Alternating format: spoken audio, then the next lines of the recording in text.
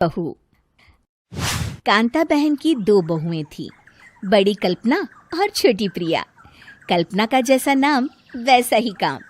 सारा दिन कल्पनाओं में रहती, ना कोई काम करती ना कोई धाम। अरे कल्पना बहू, जरा अच्छी सी चटनी पीस दे, आज कुछ मजेदार खाने का मन है। पेट में जलन हो जाएगी माँ जी बुढ़ापे में, और वैसे भी मेरा काम करने का वक्त शाम का है, अब प्रिया को ही बोल दो। इतना कहकर कल्पना वहां से चली जाती है। कांता कल्पना के ऐसे रवैये से काफी परेशान रहती हैं। मैं बना देती हूँ माँ चटनी, ऐसा बोलकर प्रिया माँ को चटनी बनाकर प्लेट में खाने को देती है कि तभी वहां कल्पना आ जाती है। अरे वाह चटनी, जरा चक्कर तो देखूं, बड़े दिन हो गए। अरे नहीं बहू, तू तो रहने ही दे चटनी खाना, पेट में जलन हो जाएगी।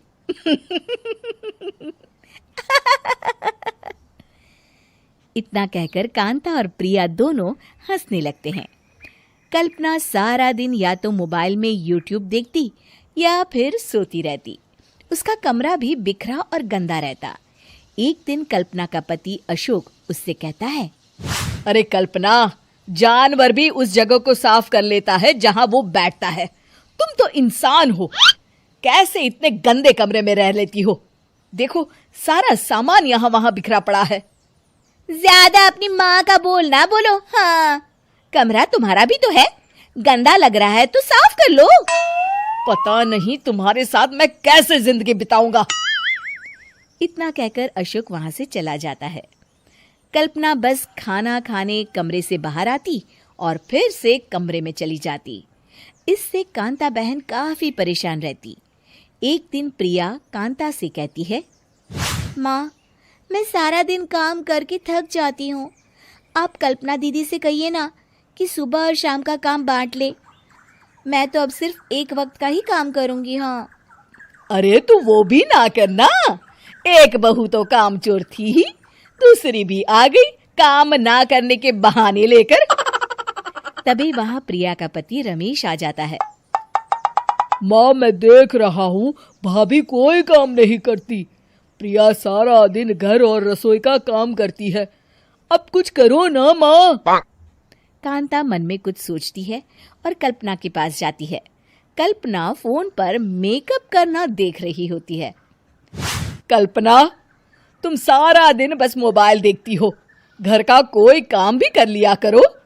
प्रिया सारा दिन काम करके थक जाती है, आज से मैंने फैसला किया है, एक वक्त का काम तुम करोगी, सुबह का खाना तुम बनाओगी और रात का प्रिया। आप लोगों ने काम को हव्वा बना रखा है।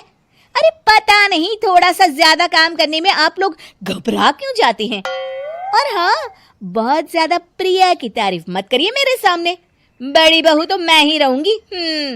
मैं कुछ नहीं जानती, कल सुबह मुझे वक्त से खाना चाहिए, रसोई में आ जाना, वरना कल से तुझे खाना नहीं मिलेगा। अगली सुबह कल्पना रसोई में नहीं आती है। वो देर से सोकर उठती है और बाहर आकर कहती है, अरे भूख लगी है, आज खाने में क्या है? इतनी देर हो गई, आज किसी ने मुझे उठाया भी नहीं, पता नहीं कहाँ है सब। कल्पना को घर में कोई नहीं दिखता। वो रसोई की तरफ जाती है जहां बड़ा सा ताला लगा होता है। अरे रसोई में ताला? ओ, मैं तो भूल ही गई थी, माँ ने आज से सुबह का खाना मुझे बनाने को कहा था। हे भगवान, इतने लोगों का खाना बनाना क्या आसान है? तभी घर के सारे सदस्य बाहर से वापस आते हैं। वाह माँ जी, मजा आ गया छोले भटूरे खाकर। मेरे मुंह में तो अभी भी स्वाद आ रहा है। अरे कल्पना, तेरे भरोसे रहते तो हम तो भूखे ही रह जाते। कल्पना को बहुत गुस्सा आ जाता है। अब बहुत हो गया, आज से मैं अपनी रसोई अलग कर रही हूँ, मैं अपना खाना खुद बना लिया करूंगी। कल्पना अपनी रसोई अलग कर लेती है, पर आए दिन उसका देर से उठना और काम न करने की आदत से वो भूखी ही रह जाती थी। उसी के सामने घर के लोग अच्छे अच्छे पकवान खाते और कामचोर कल्पना को जैसे तैसे ही खाना बनाकर खाना पड़ता।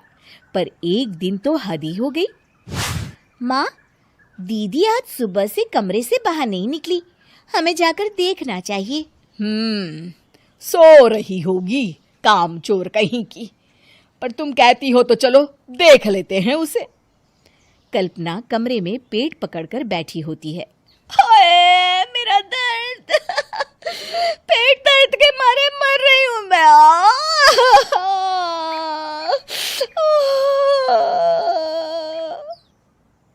अरे दीदी, क्या हुआ? पेट में दर्द क्यों हो रहा है? डॉक्टर को दिखाया आपने? माँ। कल्पना खड़ी होती है और माँ जी के पास आती है। मुझे माफ कर दीजिए, अब से मैं सारे काम में मदद करूंगी, कभी आलस और काम चोरी नहीं करूंगी। हाँ हाँ, वो तो ठीक है, लेकिन अचानक क्या हो गया जो तू काम करने को तैयार हो गई? कामचोर कल्पना।